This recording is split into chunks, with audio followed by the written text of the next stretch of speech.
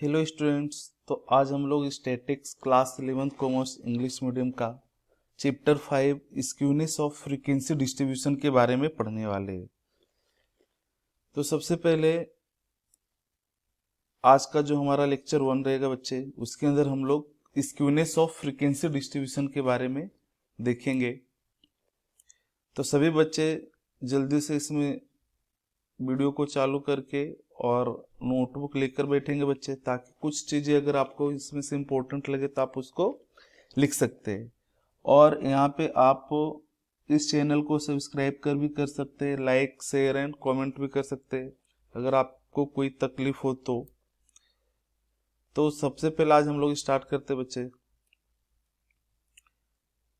Skewness chapter समझने से पहले आपको सिमेट्रिक फ्रीक्वेंसी डिस्ट्रीब्यूशन के बारे में समझना होगा, ठीक है।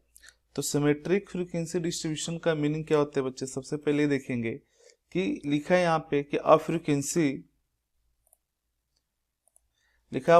Frequency distribution in which the observation of the population are evenly distribution on both the sides of the mode is called symmetric frequency distribution and its frequency curve is called symmetric frequency curve। कहने का मतलब है कि symmetry का mean क्या होता है बच्चे, कि जहां पे हम लोग मीन, मीडियन और मोड जब भी हम निकालेंगे और ऐसी पोजीशन जहां पे मीन, मीडियन और मोड तीनों आपस में क्या हो जाए, इक्वल हो जाए, ठीक है। तीनों की वैल्यू अगर सेम हो जाते हैं बच्चे तो इसको हम क्या बोलते हैं, सिमेट्रिक बोलते हैं, ठीक है। यहाँ पे देखो लिखा है डायग्राम में सिमेट्रिक डिस्ट्रीब्यूशन, जिस प्लेस पे मीन, मीडियन एंड मोड तीनों क्या हो जाएगा, इक्वल हो जाएगा, ठीक है। तो उस कर्व को हम बोलते हैं सिमेट्रिक फ्रीक्वेंसी डिस्ट्रीब्यूशन, ठीक है। इसीलिए लिखा है यहाँ पे क्या, frequency distribution in which the observation of the population are evenly distribution, मतलब इक्वल है, ठीक है। मतलब मीन, मीडियन, मोड जब भी हम निकालेंगे इस डिस्ट्रीब्यूशन का तो आपका आंसर तीनों का सेम आएगा, ठीक है। तो इसका मतलब समझ जाना कि सिमेट्रिक फ्रीक्वेंसी डिस्ट्रीब्यूशन है।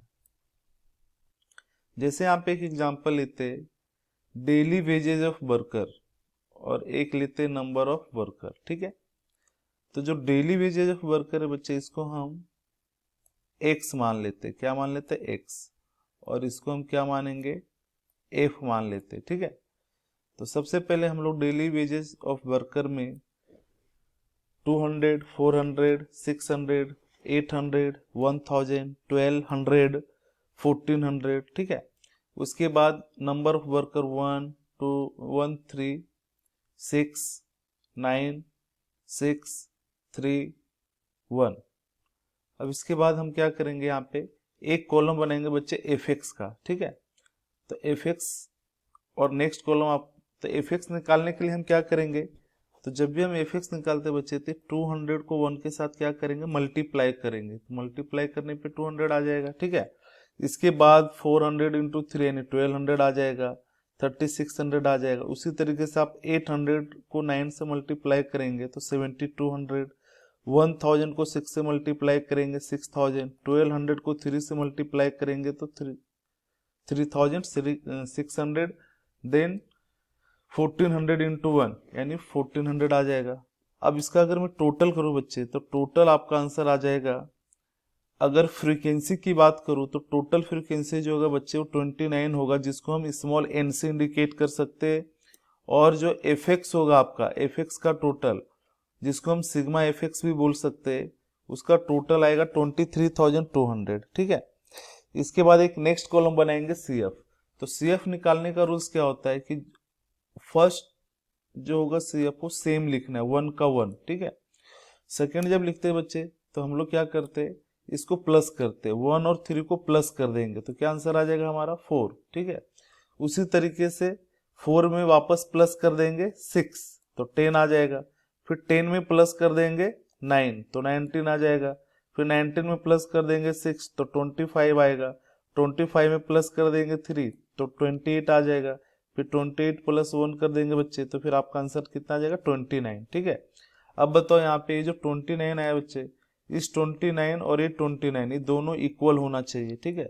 अगर ये दोनों अगर इक्वल आ गया तो समझ लो कि आपका सी एफ का जो प्लस है वो राइट है। अब इसके बाद हम सबसे पहले निकालेंगे एक्स बार। तो एक्स बार का फार्मूला होता है, एक्स बार को हम मीन बोलते हैं बच्चे, ठीक है।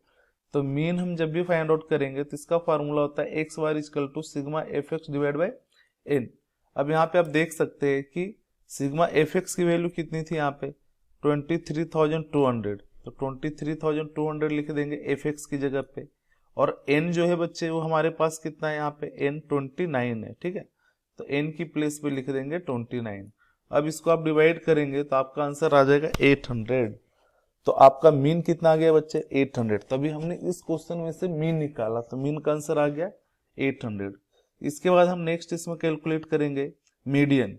तो आपको पता होगा मीडियन का फार्मूला होता है बच्चे value of the n plus 1 divide by 2 observation, ठीक है। तो यहाँ पे हम लोग क्या करेंगे, n की वैल्यू रखेंगे। तो n की वैल्यू हमारे पास कितना था 29 था, ठीक है। अगर आप यहाँ पे देख सकते हैं तो जो n की वैल्यू है वो 29 है बच्चे यहाँ पे, ठीक है। यहाँ पे देख सकते हैं, यहाँ पे देखो 29 है। तो ये जो 29 है बच्चे, इस 29 को हम क्या करेंगे नेक्स्ट फार्मूले में हम पुट कर देंगे, ठीक है। तो यहाँ पे आप देख सकते हैं n की प्लेस पे हमने क्या लिख दिया 29, ठीक है। तो 29 प्लस 1 डिवाइड बाई 2 कितना आ जाएगा, ये 30 डिवाइड बाई 2 हो जाएगा बच्चे। फिर इसको डिवाइड करेंगे तो क्या आ जाएगा वैल्यू ऑफ 15th ऑब्जर्वेशन, ठीक है। तो 15th ऑब्जर्वेशन आपको कहाँ पे देखना है, तो 15th ऑब्जर्वेशन देखने के लिए बच्चे ये जो आंसर आता है ना 15, तो इस 15 को हम क्यूमुलेटिव फ्रीक्वेंसी में देखते हैं, ठीक है। तो यहाँ पे आप देख सकते हैं कि 15 किस में से डिडक्ट हो रहा है, तो 15 ए वाले 19 में से माइनस कर सकते हैं, ठीक है। मतलब 15 19 में से माइनस हो जाएगा, इसलिए इसके सामने का जो भी नंबर होता है बच्चे इसी को हम लोग क्या बोल देंगे मीडियन, ठीक है। तो ये हमारा 800 मीडियन होगा, ठीक है। तो जो आपका 15 आया है 15 चेक करना है कि माइनस किस में से होगा, 1 में से नहीं होगा, 4 में से भी माइनस नहीं होगा, 10 में से भी माइनस करेंगे तो नहीं होगा, 19 में से हो जाएगा। तो 19 में से माइनस हुआ इसलिए हमारा मीडियन क्या बन जाएगा 800, ठीक है। तो यहाँ पे हम लोग हमारा आंसर हो जाएगा बच्चे 800, ये मीडियन आ जाएगा, ठीक है। तो हमने मीन निकाला बच्चे तो उसमें भी आंसर 800 आया, मीडियन का भी आंसर 800 आ रहा है, ठीक है। अब हम लोग यहाँ पे निकालेंगे मोड। तो मोड आपको पता होगा कि मोड का फार्मूला क्या होता था कि ऑब्जर्वेशन विथ हाईएस्ट फ्रीक्वेंसी, जिस ऑब्जर्वेशन का हाईएस्ट फ्रीक्वेंसी होगा तो वो हमारा क्या बनता है मोड बनता है। तो हम देखें कि यहाँ पे कि हाईएस्ट फ्रीक्वेंसी किसकी है, ठीक है। तो यहाँ पे देख सकते हैं बच्चे की जो हाईएस्ट फ्रीक्वेंसी है ये हमारा एफ होता है, ठीक है। तो इसमें आप चेक करो हाईएस्ट कौन सा है, तो हाईएस्ट फ्रीक्वेंसी हमारा क्या है 9 है। तो 9 के सामने का जो नंबर होगा यही आपका आंसर मोड बन जाएगा, ठीक है। मोड का भी आंसर हम क्या लिखेंगे 800। तो यहाँ पे सबसे पहले चेक करते हैं कि हमारा मोड का आंसर 800 आया क्या, तो यहाँ पे 800 आ गया। तो बताओ हमने मोड निकाला, इसके आंसर क्या आ गए बच्चे 800। हमने मीडियन कैलकुलेट किया इस क्वेश्चन का, तो इसके भी आंसर क्या आ गए 800 आ गया, ठीक है। इसी के पहले हम लोग कैलकुलेट किया था यहाँ पे मीन, ठीक है। तो मीन हमने कैलकुलेट किया, उसके भी आंसर क्या आ गए 800।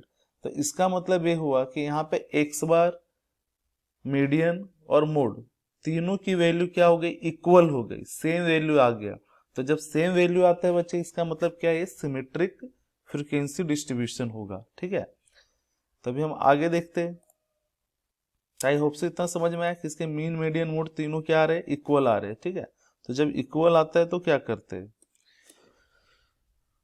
इसी तरीके से आप यहाँ पे निकाल सकते हैं फर्स्ट क्वार्टाइल, है ना। लास्ट चैप्टर में आपने पढ़ा होगा फर्स्ट क्वार्टाइल। तो फर्स्ट क्वार्टाइल निकालने के लिए फार्मूला होता है value of the n plus 1 divide by 4th observation, ठीक है।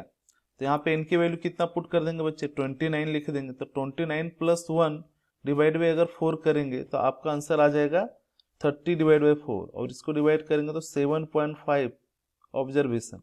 अब आपको चेक करना है कि 7.5 कौन से क्यूमुलेटिव फ्रीक्वेंसी में, इसको हमेशा CF में चेक करेंगे बच्चे, ठीक है। जो CF रहेगा उसके अंदर चेक करो कि 7.5 कहाँ पे आ रहा है। तो चलो एक बार चेक कर लेते हैं हम लोग। तो यहाँ पे देखो 7.5 जो है बच्चे वो 10th में चला जाएगा। तो 10th के सामने का जो नंबर होगा ये आपका क्या हो जाएगा Q1, ठीक है। यही आपका Q1 हो जाएगा, ठीक है, फर्स्ट क्वार्टाइल। तो जो आंसर आएगा CF, अब 7.5, तो 7.5 आप किस में माइनस करोगे 10 में से माइनस करोगे, ठीक है। तो 10 के सामने का जो भी एक्स आई होगा हमारा, एक्स आई, ये आपका आंसर हो जाएगा 600, ठीक है। चलो फिर उसी तरीके से हम लोग फिर Q3 फाइंड आउट करेंगे बच्चे, ठीक है। तो यहाँ पे देख लेते हैं, आपका आंसर हो जाएगा the value of the 7.5th observation is 600, ठीक है, ये आपका आंसर हो जाएगा। नेक्स्ट, तो Q1 की वैल्यू हमें कितना मिल गया 600, तो 600 कैसे पता चला बच्चे, सबसे पहले क्या करना है, फर्स्ट क्वार्टाइल का फार्मूला ये अप्लाई कर देना आपको। यहाँ पे n की वैल्यू 29 रखना है, +1 डिवाइड बाई 4, तो आपका आंसर आ जाएगा 7.5। तो 7.5 आपको किस में चेक करना है, CF में चेक करना है, ये याद रखना है, बहुत इंपॉर्टेंट चीज है, किसको CF में चेक करना है, क्यूमुलेटिव फ्रीक्वेंसी, जिसमें से वो माइनस हो जाते हैं बच्चे, उसके सामने का जो ऑब्जर्वेशन होगा एक्स आई, उसी में से आपको सिलेक्ट करना है। तो यहाँ पे 600 आ गया। अभी नेक्स्ट हम Q3 निकालेंगे, तो इसकी फार्मूला क्या हो जाएगा, value of the 3 n+1 divide by 4। अगर हम थर्ड क्वार्टाइल निकाल रहे हैं तो यहाँ पे 3 लिखना पड़ता है, ठीक है। अब n की वैल्यू 29 था, तो 29 + 1 डिवाइड बाई 4, 30 डिवाइड बाई 4 करेंगे यानी 7.5। फिर लास्ट में इसको 3 से क्या कर देना, इनटू करेंगे, तो जब मल्टीप्लाई करेंगे तो आपका ये आंसर आ जाएगा। अब चेक करेंगे कि 22.5 कौन से क्यूमुलेटिव फ्रीक्वेंसी में आता है, तो चलो 22.5 हम चेक करते हैं बच्चे यहाँ पे, ठीक है। तो 22.5 कहाँ पे आएगा, फटाफट सभी बच्चे बताएंगे हमें कि 22.5। तो अगर आप ध्यान दो यहाँ पे, तो 22.5 आपका इसके अंदर आ जाएगा, 22.5 इसमें से माइनस हो जाएगा, ठीक है। तो इसके सामने का जो भी ऑब्जर्वेशन होगा ये आपका बन जाएगा Q3। क्या बन जाएगा बच्चे, Q3। तो इस तरीके से हम लोग यहाँ पे Q3 = हम कितना लिखेंगे 1000, ठीक है। उसके बाद फिर यहाँ पे लिखेंगे the following characteristic are generally observed in a symmetric frequency distribution. इसके कुछ कैरेक्टरिस्टिक है वो हम चेक कर लेते हैं। तो फर्स्ट है कि mean, median and mode have same value. अभी हमने देखा था मीन का भी आंसर कितने आए थे बच्चे 800, मीडियन भी 800 था और मोड भी 800 था, ठीक है। तो यानी इसमें से हम ये बोल सकते हैं कि सिमेट्रिक फ्रीक्वेंसी डिस्ट्रीब्यूशन के अंदर जो हमारा एक्स बार है वो इक्वल होगा मीडियन यानी m, और m इक्वल हो जाएगा बच्चे mo का, मतलब ये तीनों जो वैल्यू होगी आपस में इक्वल हो जाएगी, ठीक है।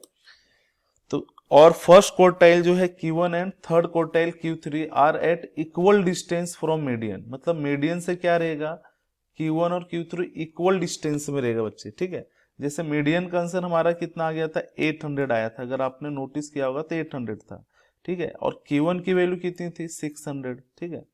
तो अगर मैं 800 में से अगर 600 माइनस कर दूंगा तो हमारा रिजल्ट क्या आ जाएगा 200, ठीक है, ये 200 आ जाएगा। फिर उसी तरीके से Q3 का जो वैल्यू था बच्चे वो 1000 था, कितना था 1000 था, ठीक है।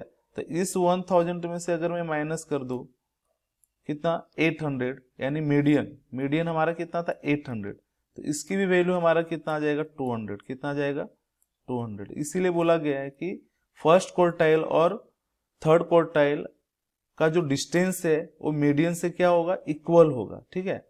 जैसे हम यहाँ पे देख सकते हैं, इसी को हम इस तरीके से भी लिख सकते हैं बच्चे, Q3 minus m = m minus Q1, मतलब Q3 में से अगर m की वैल्यू माइनस करेंगे तो जो रिजल्ट आएगा वही रिजल्ट आपको m में से Q1 को माइनस करने पे आएगा, ठीक है।